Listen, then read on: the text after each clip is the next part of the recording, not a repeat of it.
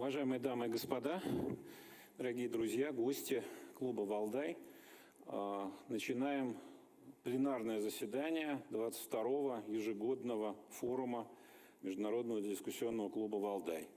Для меня большая честь пригласить на эту сцену президента Российской Федерации Владимира Владимировича Путина.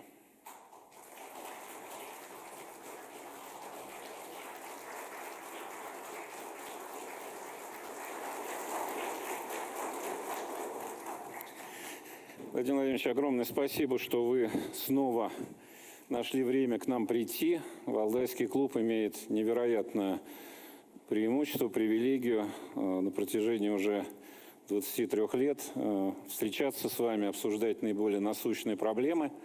Наверное, никто не может этим похвастаться, рискну предположить я.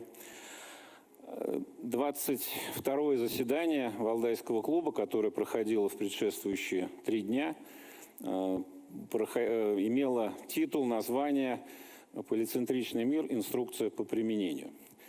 Мы пытаемся от осмысления, описания этого самого нового мира перейти к какой-то прикладной части, то есть пониманию, как в нем жить, поскольку пока не очень понятно. Но мы, скажем так, может быть, продвинутые, но только пользователи этого мира. А вы, как минимум, механик, а может быть, даже инженер этого самого полицентричного мира. Поэтому мы очень ждем от вас некоторых инструкций по применению.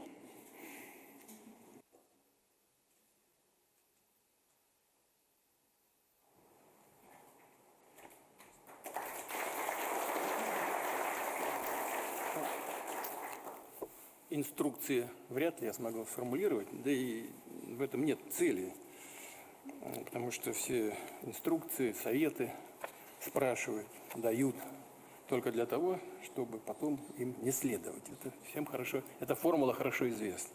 Я позволю себе высказать свое мнение по поводу того, что происходит в мире, где здесь и какова роль нашей страны, и как мы видим перспективы развития. Международный дискуссионный клуб «Валдай» действительно собрался уже в 22-й раз. И такие встречи не просто стали хорошей, доброй традицией. Дискуссии на валдайских площадках дают возможность непредвзято и всесторонне оценить ситуацию во всем мире. Что называется, зафиксировать изменения, осмыслить их. Безусловно, особенность, сильная сторона Валдайского клуба – это стремление и способность его участников заглянуть за пределы банального, всем нам очевидного. Не следовать повестке, которую нам навязывает глобальное информационное пространство, тем более, что здесь интернет вносит свою лепту, хорошую, плохую, но такую сложную для понимания иногда. Попытаться поставить свои оригинальные вопросы, свое видение процессов. Приоткрыть завесу, которая скрывает завтрашний день. Это непросто, но бывает, что и получается, в том числе и на валдайской площадке у нас с вами. Но мы уже не раз отмечали, что живем в такое время, когда все меняется и меняется очень быстро. Я бы сказал, кардинально меняется при этом. Никому из нас не дано, конечно, в полной мере предвидеть будущее. Однако это не освобождает от обязанности быть готовыми ко всему, что может произойти. Практически, как показывает и время, и последние события, готовыми нужно быть к чему угодно. Ответственность каждого в такие периоды истории особенно велика и за свою собственную судьбу, за судьбу страны и всего мира. И ставки здесь чрезвычайно высоки. Ежегодный доклад Валдайского клуба посвящен, как только что было сказано, на сей раз проблеме многополярного, полицентричного мира. И эта тема давно на повестке дня, но сейчас она достойна особого внимания, я согласен с организаторами. Уже по факту сложившаяся многополярность определяет те рамки, в которых действует государство. Но попробую ответить на вопрос, в чем особенности сегодняшней ситуации. Во-первых, это намного более открытое, можно даже сказать, творческое пространство внешнеполитического поведения. Практически нет ничего заранее предопределенного. Все может пойти по-разному. Многое зависит от точности, выверенности, степени выдержанности продуманности действий каждого участника международного общения. Причем на этом обширном пространстве, конечно, легко заблудиться, потерять ориентиры, что, как мы видим, довольно часто и происходит. Во-вторых, пространство многополярности очень динамично. Перемены происходят быстро, как я уже сказал, и порой внезапно, просто в одночасье. И к ним, конечно, очень трудно подготовиться, и их порой невозможно предугадать. Реагировать приходится моментально, что называется, в режиме реального времени. В-третьих, что важно, это пространство гораздо более демократично. Оно открывает возможности и дорогу большому числу политических и экономических игроков. Пожалуй, никогда на мировой арене не было такого количества стран, влияющих или стремящихся влиять на важнейшие региональные и глобальные процессы. Далее. Большую роль, чем когда-либо, играет культурно-историческая, цивилизационная специфика разных стран. Надо искать точки соприкосновения и совпадения интересов. Никто уже не готов играть по правилам, заданным кем-то одним и где-то далеко, как у нас один очень известный шансонье пел «Там за туманами», ну или «Там за океанами». В этой связи пятое. Любые решения возможны только на основе договоренностей, которые устраивают все заинтересованные стороны, ну или подавляющее большинство. Иначе никакого жизнеспособного решения не будет вовсе. А лишь громкие фразы будут и бесплодная игра амбиций. Таким образом, для достижения результата нужна гармония, баланс. И, наконец, возможности и опасности многополярного мира неотделимы друг от друга. Конечно, ослабление диктата, наличие которого отличало предыдущий период, расширение пространства свободы для всех – это несомненное благо. Вместе с тем, в таких условиях гораздо сложнее найти и установить этот самый прочный баланс, что само по себе явный и чрезвычайный риск. Такая обстановка на планете, которую постарался обрисовать достаточно коротко, явление качественно новое. Международные отношения переживают кардинальную трансформацию. Как ни парадоксально, но многополярность стала прямым следствием попыток установить и сохранить глобальную гегемонию. Ответом международной системы и самой истории на навязчивое стремление выстроить всех в одну иерархию, на вершине которой находились бы страны Запада. Провал такой затеи был вопросом только времени, о чем мы, кстати, всегда говорили. И по историческим меркам это произошло, случилось довольно быстро. 35 лет назад, когда, казалось, заканчивалась конфронтация холодной войны, мы надеялись на наступление эпохи подлинного сотрудничества. Казалось, что не осталось идеологических и других препятствий, которые мешали бы совместно решать проблемы, общие для человечества, и регулировать, разрешать неизбежные споры и конфликты на основе взаимного уважения и учета интересов каждого. Позволю себе здесь небольшое историческое отступление. Наша страна, стремясь ликвидировать основания для блоковой конфронтации, создать общее пространство безопасности, дважды заявляла даже о своей готовности вступить в НАТО. Первый раз в 1954 году, еще во времена СССР, это было сделано тогда, а второй раз в ходе визита президента США Клинтона в Москву, я уже об этом говорил в 2000 году, когда мы с ним на эту тему тоже разговаривали. И оба раза мы фактически получили отказ, причем с порога. Повторю, мы были готовы к совместной работе, к нелинейным шагам в сфере безопасности и глобальной стабильности.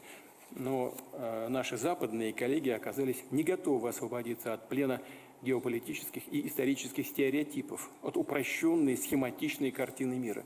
Но я тоже публично говорил, когда мы с господином Клинтоном, с президентом Клинтоном говорили, он говорит: знаешь, интересно, я считаю, что это возможно. А потом вечером, говорит, я со своими посоветовался, нереально. Сейчас нереально. А когда реально? Все ушло. Словом, реальный шанс на другой, позитивный вектор развития международных отношений у всех нас был. Но верх, увы, взял другой подход. Западные страны не устояли перед соблазном абсолютной власти. Но соблазн такой серьезный, Для того, чтобы устоять от этого соблазна, нужно было иметь в голове такую историческую перспективу и хороший уровень подготовки, в том числе интеллектуальной подготовки, исторической подготовки. У тех, кто принимал решения, тогда, видимо, такой подготовки просто не было. Да, могущество США и их союзников в конце 20 века достигло пика, но нет и не будет силы, которая была бы в состоянии управлять миром, предписывать всем, что и как делать, как дышать. Ну, такого никогда не. Попытки были, но они все закончились неудачей. Вместе с тем, стоит отметить, что многим так называемый либеральный мировой порядок казался приемлемым, в чем-то даже удобным. Да, иерархия ограничивает возможности тех, кто не находится на верхних этажах пирамиды, если позволите, на вершине пищевой цепочки, а обитает где-то там, внизу у ее подножия. Зато снимает с них значительную долю ответственности такое положение. Просто правила какие? Просто прими предлагаемые условия, встройся в систему, получи положенную тебе долю и будь счастлив. Ни о чем не думай. За тебя будут думать и решать другие.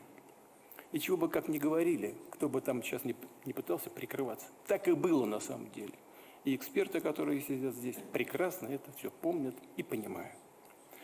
Одни самодовольно считали себя вправе поучать всех остальных, другие предпочитали подыгрывать сильным, быть послушным объектом торговли и разменов, чтобы избежать лишних проблем и получить за это какой-то, пусть маленький, но уверенно свой бонус.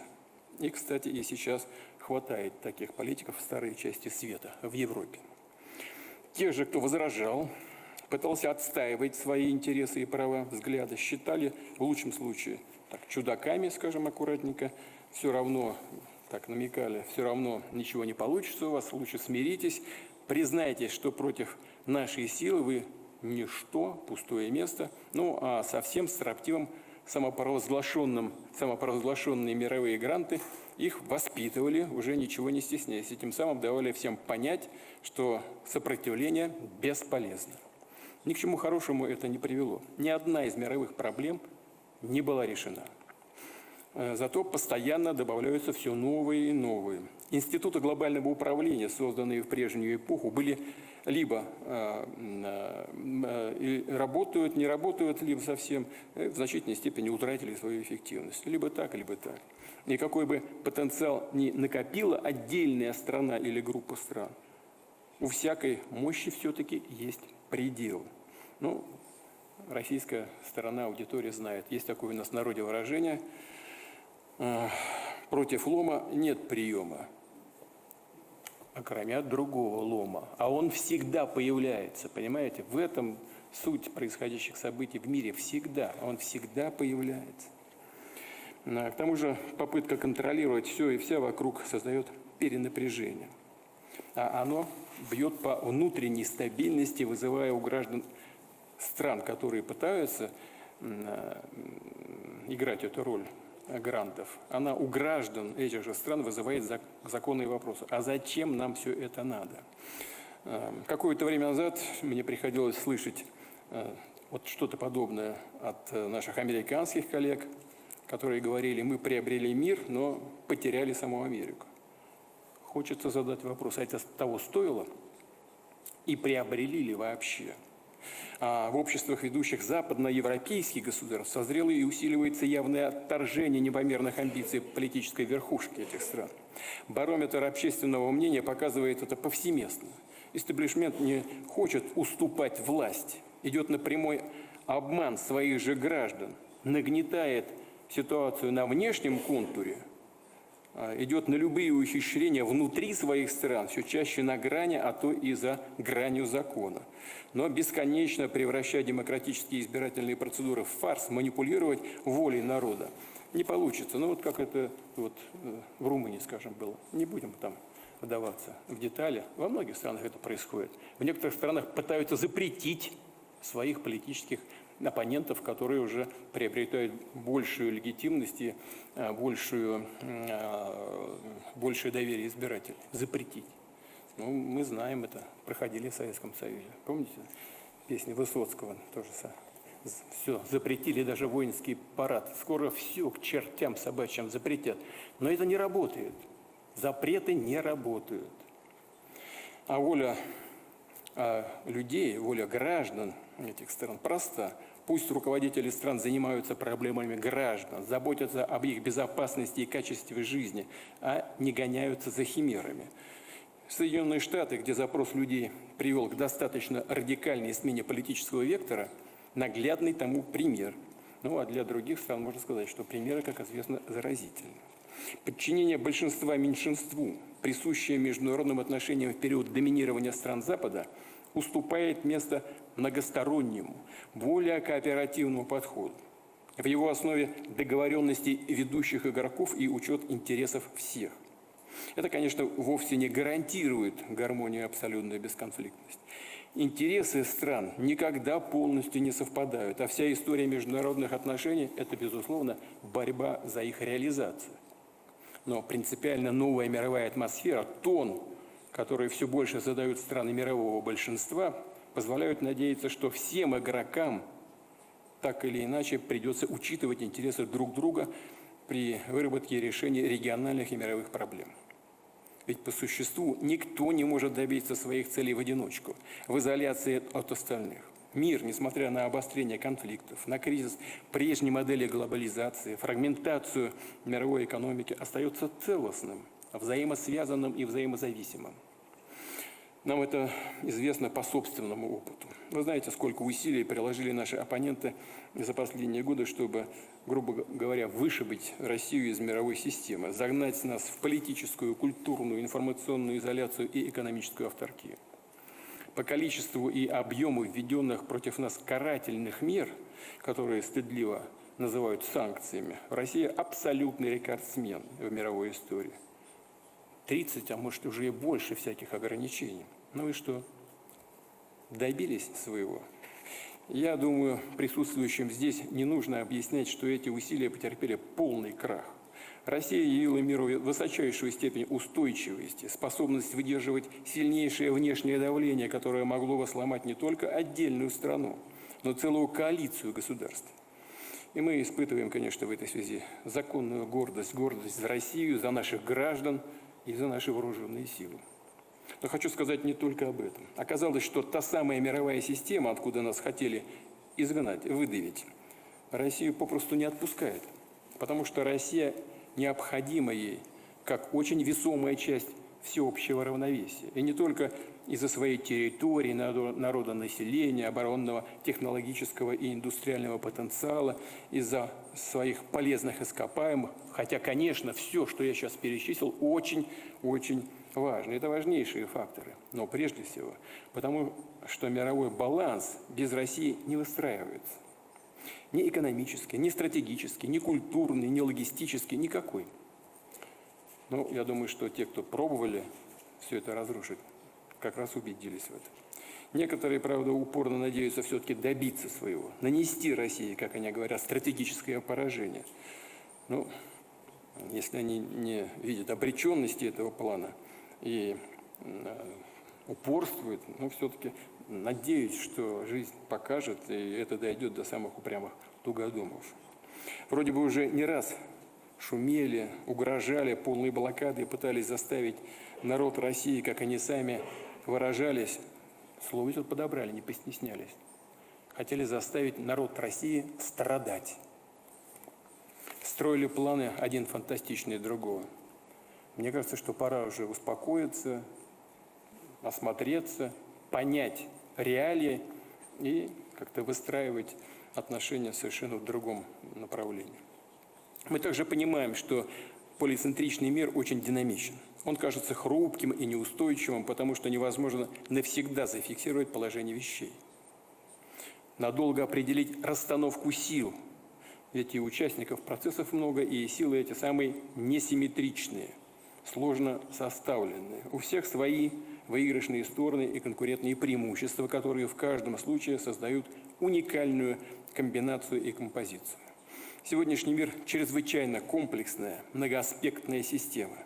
И чтобы правильно описать, осмыслить ее, недостаточно простых законов логики, причинно-следственных связей и возникающих из этого закономерностей. Тут нужна философия сложности, что-то сродни квантовой механике, которая мудрее, сложнее в чем-то классической физики.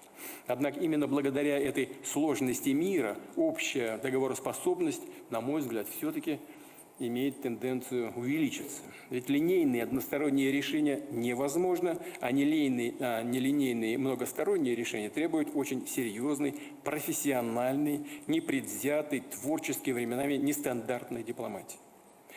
Поэтому убежден, мы с вами станем свидетелями всего своего рода ренессанса, возрождения высокого дипломатического искусства, а его суть в способности вести диалог и договариваться и с соседями, и с единомышленниками, и, что не менее важно, но более сложно, с оппонентами. Именно в таком духе дипломатии 21 века развиваются новые институты. Это и расширяющееся сообщество БРИКС, и организации крупнейших регионов, например, Шанхайская организация сотрудничества в Евразии, и более компактные, но от этого не менее важные региональные объединения. Их много сейчас по миру возникает, все не буду перечислять, вы знаете об этом. Все эти новые структуры разные, но их объединяет важнейшее качество. Они не функционируют по принципу иерархии, подчинения кому-то одному самому главному. Они не против кого-то, они за себя. Повторю еще раз, современному миру нужны договоренности, а не навязывание чьей-то воли. Гегемония, причем любая, просто не справится и не справляется и не справится с масштабом задач. Обеспечение международной безопасности в этих условиях – вопрос крайне насущный и комплексный. Растущее количество игроков с разными целями и политическими культурами, со своими самобытными традициями, вся эта глобальная сложность делает выработку подходов к теме безопасности намного более запутанной и простой задачей.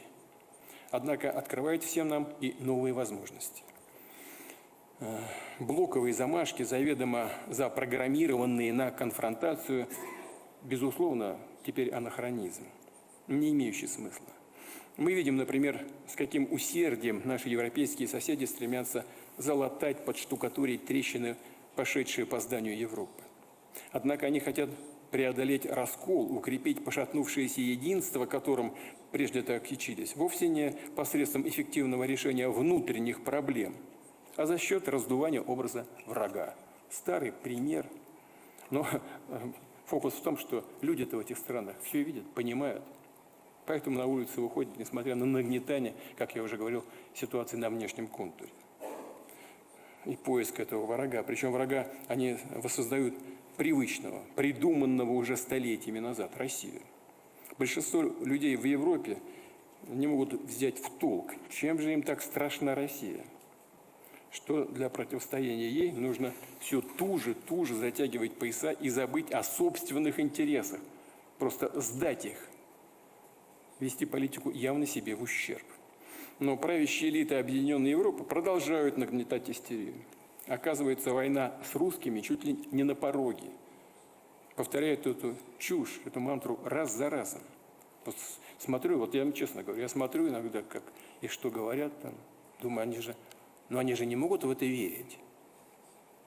Они же не могут верить в то, что говорят, что Россия собирается нападать на НАТО. Но в это поверить невозможно. А своих людей убеждают. Значит, это что за люди? Они либо очень некомпетентные, если действительно верят, потому что поверить в эту чушь невозможно. Или просто непорядочные, потому что они сами в это не верят, а своих граждан в этом пытаются убедить. Ну а какие еще варианты? Честно говоря, так и хочется сказать: уймитесь, спите спокойно, займитесь, наконец, своими проблемами. Посмотрите, что происходит на улицах европейских городов, что творится с экономикой, промышленностью, с европейской культурой и идентичностью, с огромными долгами и нарастающим кризисом систем социального обеспечения, вышедшей из-под контроля миграции, ростом насилия, в том числе политического, радикализацией левацких, ультралиберальных, российских маргинальных обществ. Обратите внимание, как Европа скатывается на периферию глобальной конкуренции. Мы прекрасно знаем, насколько все угрозы относительно агрессивных планов России, которыми Европа сама себя запугивает, высосаны из пальца. Я сейчас только что об этом сказал. Но самовнушение – вещь опасная.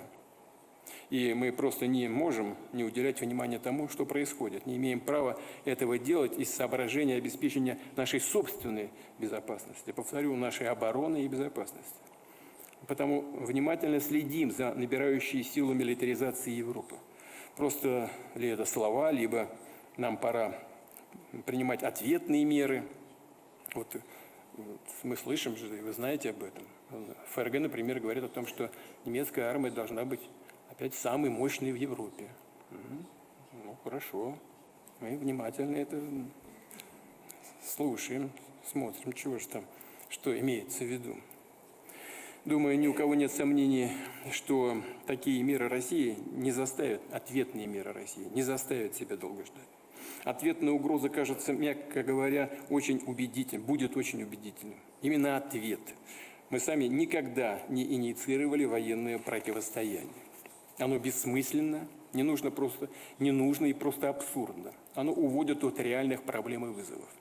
И общество все равно, рано или поздно, спросят со своих руководителей за то, что их надежды, чаяния и потребности этими элитами их стран игнорируются. Но если у кого-то все же появится желание потягаться с нами в военной сфере, как у нас говорят, вольному воля, пусть пробуют. Россия не раз доказывала, когда появляется угроза нашей безопасности, миру и спокойствию наших граждан, нашему суверенитету и самой государственности, мы отвечаем быстро. Не нужно провоцировать. Не было случая, чтобы в конечном счете это не заканчивалось плохо для самого провокатора.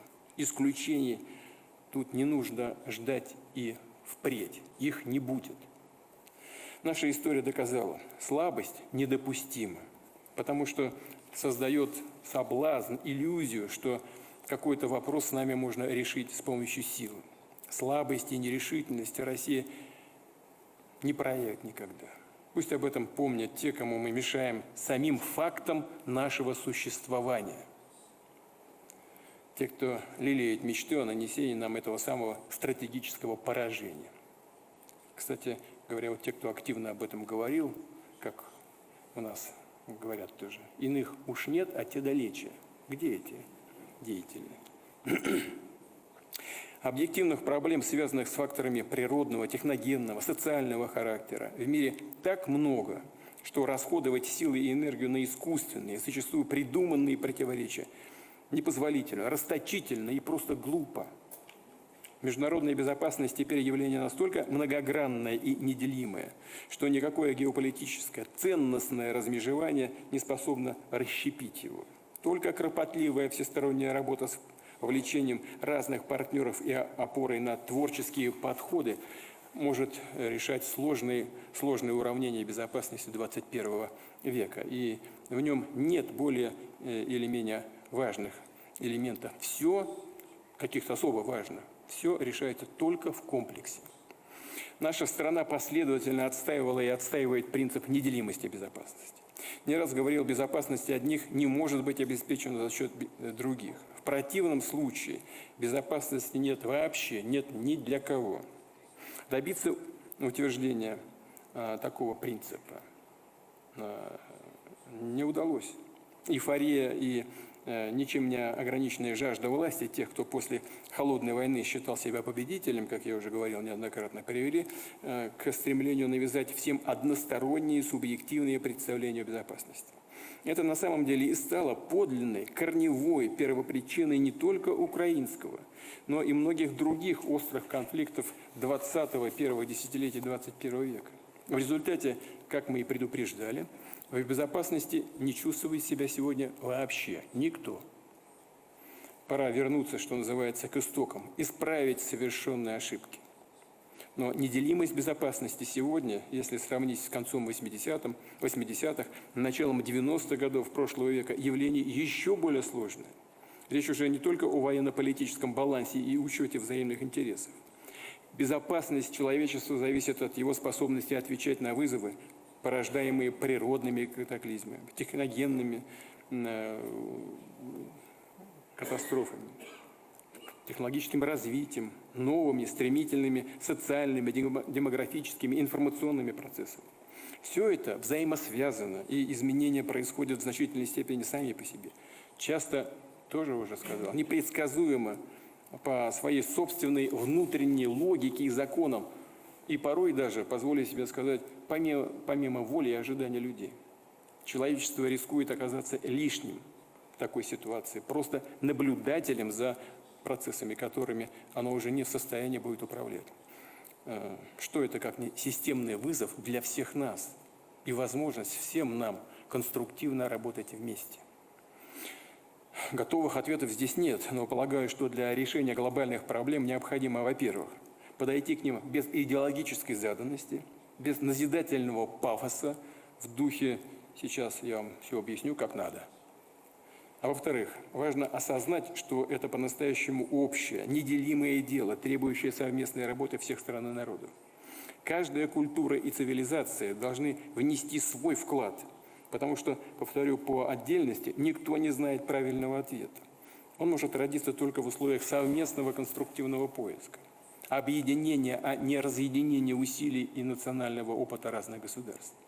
Повторю еще раз, конфликты, столкновения интересов были и будут, конечно, были и будут всегда.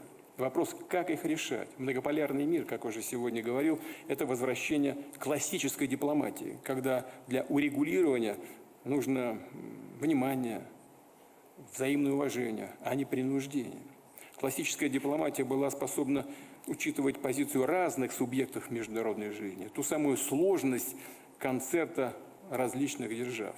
Однако в свое время ей на смену пришла западная дипломатия монолога, бесконечных поучений и приказов. Вместо урегулирования конфликтных ситуаций стали продавливаться чьи-то конкретные интересы, считая интересы всех остальных недостойными внимания. Стоит ли удивляться, что вместо урегулирования получалось только обострение конфликтов, вплоть до их перехода в кровавую вооруженную фазу и гуманитарную катастрофу? Действовать так не решить ни одной проблемы. Примеров за 30 лет не с числа. Одним из них является палестинско-израильский конфликт, который по рецептам западной односторонней дипломатии, грубо игнорирующей историю, традиции, идентичность, культуру живущих там народов, решить не получается. Как и в целом стабилизировать ситуацию на Ближнем Востоке, которая, напротив, стремительно деградирует. Но сейчас мы знаем, сейчас знакомимся более подробно с инициативами президента Трампа. Ну, мне кажется, что здесь какой-то свет в конце тоннеля все-таки может появиться. Страшный пример и украинская трагедия. Это боль для украинцев и для русских, для всех нас. Причины украинского конфликта хорошо известны любому, кто взял на себя труд поинтересоваться предысторией его нынешнего, самого острого этапа. Не буду повторять, уверен, присутствующие в этом зале хорошо их знают и знают мою позицию. По этому вопросу я много раз ее формулировал. Известно и другое. Те, кто поощрял, подначил, вооружал Украину, наускивал ее на Россию, десятилетиями взращивал там оголтелый национализм и неонацизм, да, честно говоря, извините за моветон, плевать хотели не только на российские интересы, но и на, собственно, украинские, подлинные интересы народа этой страны. Им не жалко этого народа. Этот народ для них расходный материал, для глобалистов, экспансионистов на Западе и их прислуги в Киеве. Результаты безрассудного авантюризма налицо. Тут не о чем и говорить. Можно задать себе другой вопрос. А могло ли быть иначе? Ну, мы знаем тоже, вернусь к тому, что говорил президент Трамп. Он говорил, что если бы он был у власти, этого можно было бы избежать. Я согласен с этим. Действительно, этого можно было избежать. Если бы по-другому выстраивалась работа у нас с администрацией, тогдашней байденовской администрации. Если бы Украину не превратили в разрушительный инструмент в чужих руках, если бы не использовали для этого Североатлантический блок, который продвигается к нашим границам. если бы Украина сохранила, в конце концов, свою независимость, свой реальный суверенитет. И еще вопрос. Как следовало бы разрешать двухсторонние российско-украинские проблемы, которые были объективным следствием распада огромной страны и сложных геополитических трансформаций? Кстати говоря, я думаю, что и распад Советского Союза это был связан с позицией тогдашнего руководства России избавиться от всякой идеологической конфронтации, в надежде на то, что сейчас, когда все с коммунизмом у нас покончено, сейчас наступит братание. Нет, ничего подобного. Здесь другие, оказывается, факторы, геополитические интересы. И оказалось, что идеологические противоречия здесь ни при чем. Как их решать в полицентричном мире? Да, и как решалась бы ситуация на Украине? Я думаю, что его, если бы была многополярность, его разные полюса примерили бы ситуацию вокруг украинского конфликта, что называется, на себя, на те потенциальные зоны напряжения, разломы, которые есть в их собственных регионах. И тогда коллективное решение было бы гораздо более ответственным и взвешенным. В основу урегулирования легло бы понимание, что у всех участников этой непростой ситуации есть свои интересы. Они обоснованы объективными и субъективными обстоятельствами, и их нельзя игнорировать. Стремление всех стран обеспечить безопасность и развитие законно. Это, естественно, относится и к Украине, и к России, и ко всем нашим соседям. Именно государствам региона должно принадлежать главное слово в том, что касается создания региональной системы. И именно они имеют максимальный шанс договориться о приемлемой для всех модели взаимодействия, потому что их это непосредственно касается. Это их жизненный интерес. Для других стран, для них эта ситуация, в данном случае на Украине, это карта в другой, гораздо более масштабной игре, причем в их собственной игре. И, как правило, даже не связаны с конкретными проблемами страны вообще, в данном случае этой конкретной страны, и стран, вовлеченных в конфликт. Это только повод и способ решить свои геополитические задачи, расширить зону контроля и немножко заработать на войне. Вот и лезли к нам на порог с натовской инфраструктурой. Безучастно годами взирали на трагедию Донбасса, на геноцид, по сути, и уничтожение русских людей на наших же исконных исторических территориях, которое началось с 2014 года, после кровавого государственного переворота на Украине. Контрастом такому поведению, которое демонстрирует Европа и до недавнего времени Соединенные Штаты при прежней администрации, являются действия стран мирового большинства. Они отказываются занимать чью-то сторону, стремятся реально помочь в установлении справедливого мира. Мы благодарны всем государствам, которые за последние годы искренне прилагали усилия, чтобы найти выход из ситуации. Это наши партнеры, основатели БРИКС. Китай, Индия, Бразилия, ЮАР. Это Белоруссия, это и, кстати говоря, Северная Корея. Это наши друзья в арабском, исламском мире в целом, прежде всего Саудовская Аравия, Объединенные Арабские Эмираты. Катар, Египет, Турция, Иран, Сербия, Венгрия, Словакия в Европе и многие другие страны, африканские и латиноамериканские. И пока, к сожалению, прекратить боевые действия не удалось. Но ответственность за это лежит не на большинстве, за то, что не удалось прекратить, а на меньшинстве, прежде всего на Европе, которая постоянно эскалирует и конфликт. И, по-моему, другой цели-то на сегодня там не просматривается. Тем не менее, я думаю, что добрая воля возьмет верх. И в этом смысле нет ни малейших сомнений. Я думаю, что и на Украине изменения происходят постепенно, мы это видим.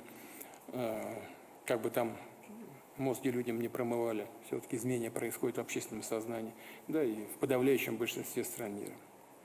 На самом деле феномен мирового большинства – это новое явление международной жизни. Тоже хотел бы два слова на этот счет сказать, в чем его суть. В том, что подавляющее большинство государств мира настроено на реализацию собственных цивилизационных интересов, главный из которых – свое сбалансированное поступательное развитие. Казалось бы, это естественно, так было всегда, но в предыдущие эпохи понимание этих самых интересов зачастую искажалось нездоровыми амбициями, эгоизмом, влиянием экспансионистских идеологий. Сейчас большинство стран и народов, то самое мировое большинство, осознает свои подлинные интересы. Но самое главное в том, что они чувствуют в себе силы, уверенность для того, чтобы отстаивать эти интересы вопреки внешним воздействиям. И добавлю, продвигая и отстаивая свои собственные интересы, готовы работать вместе с партнерами. То есть конвертировать международные отношения, дипломатию, интеграцию в источник своего роста, прогресса и развития. Отношения внутри мирового большинства – прототип политических практик, необходимых и действенных в полицентричном мире. Это прагматизм и реализм, отказ от блоковой философии, отсутствие жестких, заданных кем-то одним обязательств, моделей, где есть старшие и младшие партнеры. Наконец, способность сочетать интересы, далеко не всегда совпадающие, но в основном и не противоречащие друг другу. Отсутствие антагонизма становится основным принципом. Сейчас набирает силу новая волна фактической деколонизации, когда бывшие колонии, помимо государственности, обретают политический, экономический, культурный и мировоззренческий суверенитет. В этом контексте значима еще одна годовщина. Мы только что отметили 80-летие Организации Объединенных Наций. Это не только самая представительная, универсальная политическая структура мира. Это символ духа сотрудничества, союзничества, даже боевого братства, который помог в первой половине прошлого века объединить усилия для борьбы с самым страшным злом в истории – безжалостной машиной истребления и порабощения. И решающая роль в этой общей победе, мы гордимся этим, победе над нацизмом принадлежит, разумеется, Советскому Союзу. Надо посмотреть только на количество жертв всех участников антигитлеровской коалиции, и все станет сразу ясно. Вот и все. ООН, конечно, наследие победы во Второй мировой войне, самый успешный до сих пор опыт создания международной организации, в рамках которой возможно решать насущные мировые проблемы. Сейчас часто можно слышать, что система ООН парализована и находится в кризисе. Это стало общим местом. Некоторые даже утверждают, что она изжила себя, ее следует как минимум радикально реформировать. Да, безусловно, проблем в работе ООН очень много. Очень. Но лучше, чем ООН, тоже ничего пока нет. Это тоже надо признать. Проблема не в ООН на самом деле, ведь ее потенциальные возможности очень большие. Вопрос на самом деле в том, как мы сами, те самые объединенные, а сейчас, к сожалению, разъединенные нации, эти возможности используем. Спору нет, ООН сталкивается со сложностями. Как и любая организация, сегодня она нуждается в адаптации к меняющимся реалиям. Однако в процессе ее реформирования, достройки принципиально важно не потерять, не исказить основной смысл. Причем не только тот, что был заложен при создании всей Организации Объединенных Наций, но и обретенный в процессе ее сложного развития. Стоит в этой связи вспомнить, что с 1945 года количество государств-членов ООН увеличилось почти в 4 раза.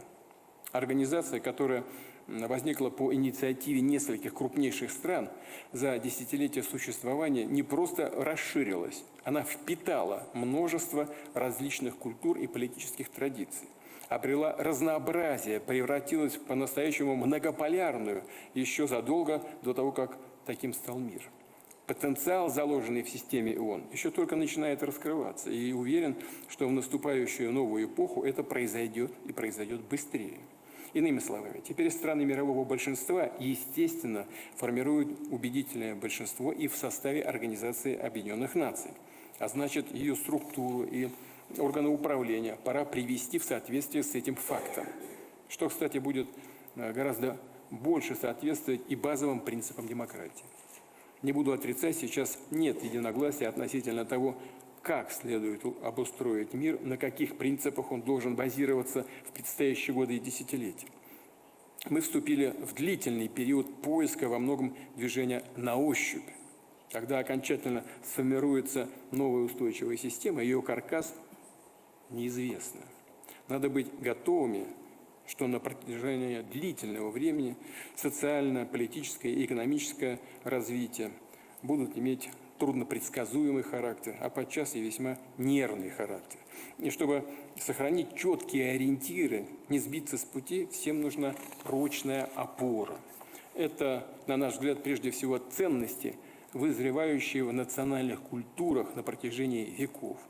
Культура и история, этические и религиозные нормы, влияние географии и пространства, основные элементы из которых рождаются цивилизации. Особые общности, создающиеся веками и определяющие национальное самосознание, ценностные установки и традиции – все то, что и служит ориентирами, позволяющими не потеряться, устоять перед штормами бурного океана международной жизни. Традиция – вещь всегда уникальная, самобытная, у всех своя. И уважение традиций – первое и главное условие благополучного развития международных связей и решения возникающих проблем. Мир пережил попытки унификации, навязывания всем якобы универсальной модели, которая шла вразрез с культурными и этическими традициями большинства народов. В свое время этим грешил Советский Союз, навязывая свою политическую систему. Мы знаем об этом. Честно говоря, и думаю, вряд ли кто-нибудь будет спорить. Потом эту эстафету перехватили Соединенные Штаты. Весьма отличалась и Европа. И в одном и в другом случаях ничего не получилось. Поверхностное, наносное, искусственное, тем более навязанное со стороны, долго не удерживается. А тот, кто уважает свою традицию, как правило, не посягает и на чужую. Сейчас на фоне международной нестабильности особое внимание приобретает собственный фундамент развития, который не зависит от международных вихрей. И мы видим, как страны и народы обращаются именно к этим основам. Происходит такое не только в государствах мирового большинства, к этому приходят и в западных обществах.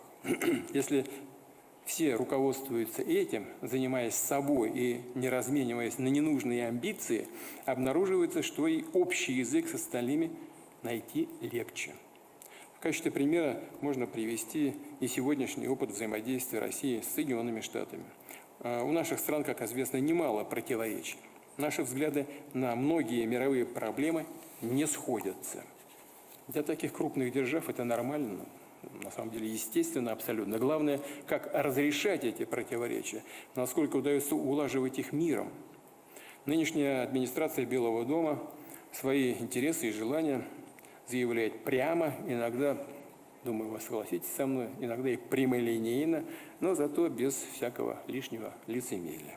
И всегда лучше отчетливо понимать, что хочет собеседник, чего он добивается, чем пытаться угадать реальный смысл в череде экивоков, двусмысленных и туманных намеков.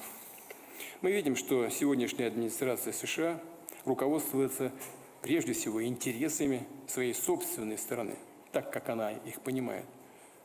Полагаю, что это рациональный подход. Но тогда, извините, и Россия оставляет за собой право руководствоваться нашими национальными интересами. Одним из которых, кстати, является и восстановление полноформатных отношений с США.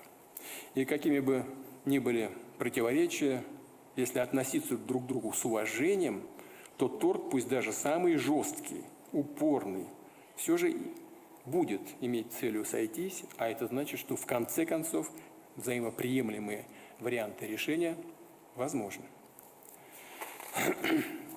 Многополярность, полицентризм, реальность, которая с нами надолго. Как скоро и насколько эффективно нам удастся создать на ее основе устойчивый мировой порядок, зависит от каждого из нас. А такой порядок, такая модель в современном мире возможны только как результат всеобщих усилий. Работы, в которой участвуют все. Повторю, времена, когда узкая группа самых могущественных держав решала за весь остальной мир, как жить, ушли безвозвратно. Об этом стоит помнить тем, кто ностальгирует по колониальным временам, когда народы было